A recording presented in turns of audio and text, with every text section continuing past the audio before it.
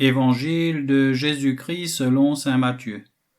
En ce temps-là, un jour de sabbat, Jésus vint à passer à travers les champs de blé. Ses disciples eurent faim, et ils se mirent à arracher des épis et à les manger.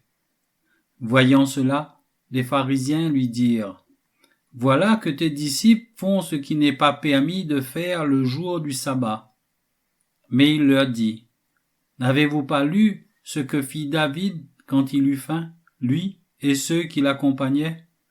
Il entra dans la maison de Dieu, et ils mangèrent les pains de l'offrande. Or, ni lui ni les autres n'avaient le droit d'en manger, mais seulement les prêtres. Ou bien encore, n'avez-vous pas lu dans la loi que le jour du sabbat, les prêtres dans le temple manquent au repos du sabbat sans commettre de faute ? Or, je vous le dis, il y a ici plus grand que le temple. Si vous aviez compris ce que signifie « Je veux la miséricorde, non le sacrifice », vous n'auriez pas condamné ceux qui n'ont pas commis de faute.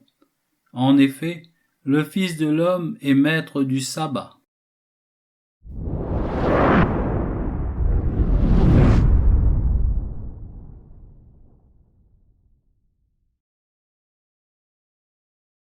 Le Livre du ciel, tome 6, 20 juin 1904.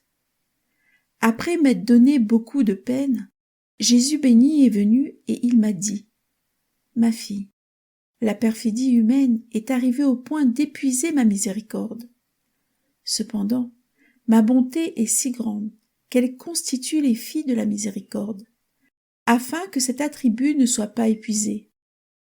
Il s'agit des âmes victimes, qui sont en pleine possession de la divine volonté, après avoir détruit leur propre volonté.